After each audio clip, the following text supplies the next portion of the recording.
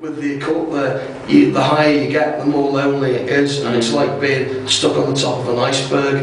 Whereas with Jesus, you're welcomed into a family, and you know it's sincere and genuine. You know, I mean, I know falseness around me anyway. You know, and there is no falseness where, I mean, especially where our church is concerned. The church, I mean, there might be people watching who would love to be able to do what I've done, or think they would. But I can assure you, once you get to that stage and do it, it just doesn't do the job. If you're searching and you're searching, try Jesus Christ, because that really will fulfill your heart. You know?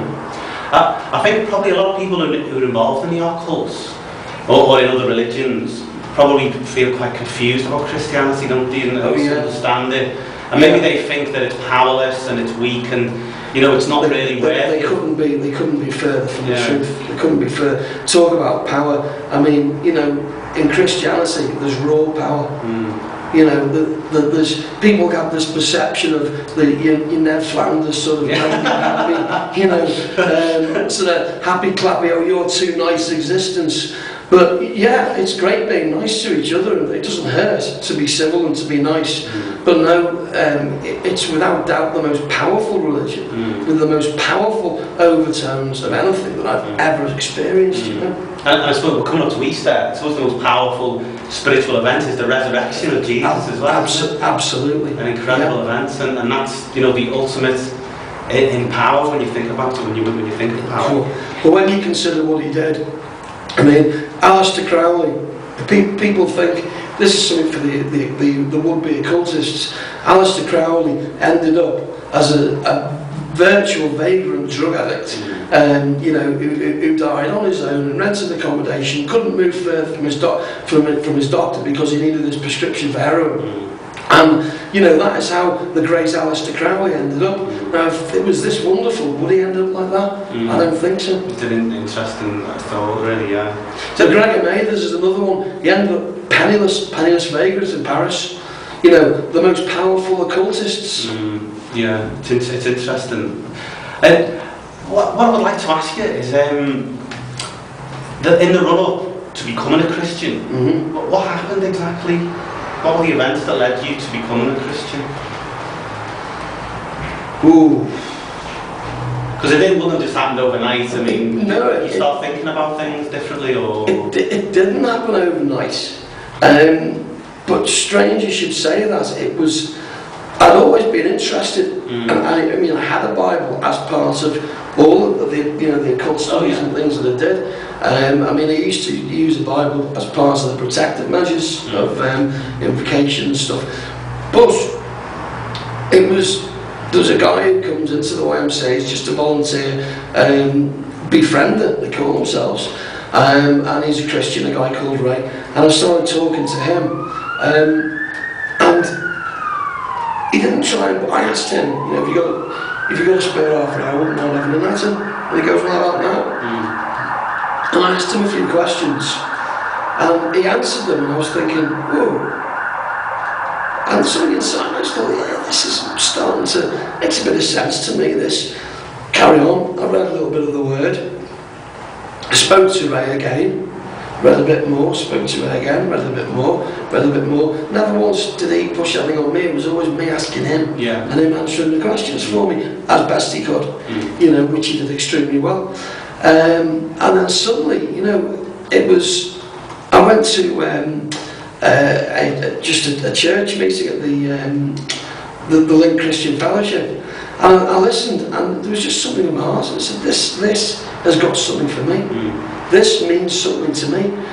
All this power, etc., is doing nothing for me." And I was quite happy to immediately stop the practice, and I did it instantly.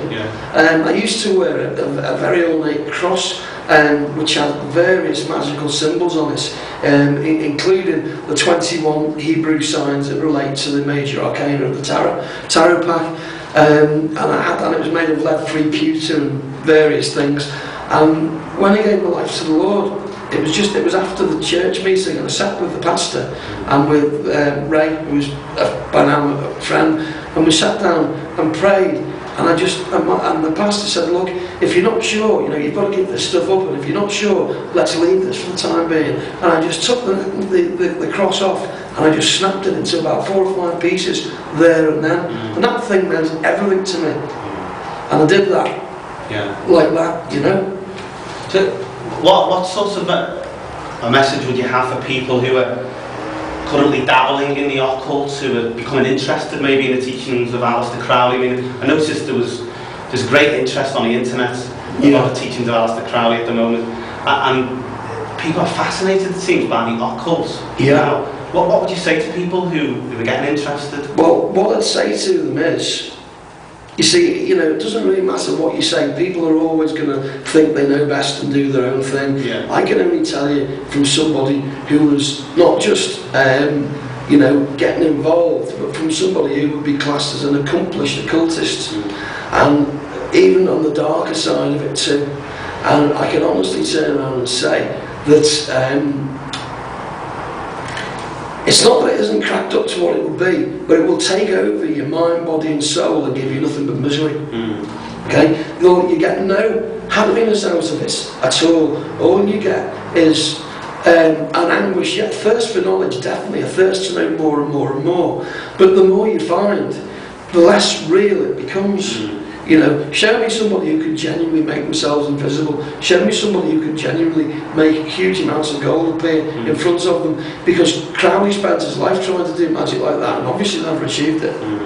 So, and believe me, the amount of work and meditation he put into it, with everything of today's society and the fast moving of it, no one out there is going to have the time to spend like he did, and he didn't succeed. So you study the occult long term, even medium term, will wreck your head and probably ruin your life. That's what I think.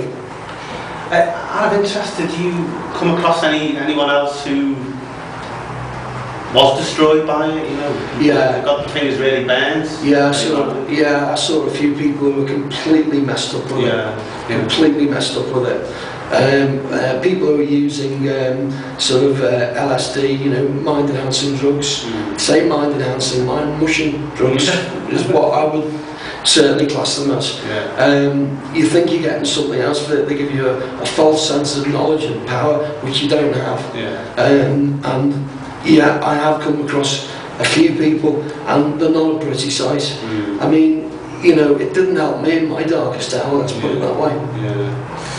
So you would advise people who are dabbling in the occult to consider Christ, look at him afresh, look at the teachings of the Bible afresh. Look at him afresh, look at the teachings of the Bible afresh, but look at it from a different perspective.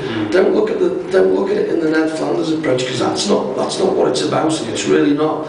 Look at it, give it as much time and effort as you would your occult studies, and measure the two together and see which one of you gives you that peace of mind or that feeling of euphoria which you look for. Which we're all looking for, aren't we, in our life? And ultimately, absolutely, it's found in Christ, isn't it? I find the greatest sensations I get, and I've tried every drug and been, as drunk as much as a fish. And I can assure you that some of the greatest feelings or highs that I get are when I'm deeply in prayer. That's it. I think people don't realise that. We were talking about power before. That there's been those instances. I mean, in my own life as well, there's been those instances where I've really come close to Christ in prayer. And it isn't just a dry religion, is it? Christianity, what a lot of people think. I mean, it's this wonderful relationship. You feel it. Where it is an experience. And it comes into you. It actually, the spirit actually comes into you. You look at occultists who may think of astral planes and getting onto various levels or various astral levels. But what could be more intense than a meeting with an all-powerful spirit? Exactly. There's nothing more attainable than that, and that you can get through serious prayer. Right, Mark, thanks. That's been very interesting.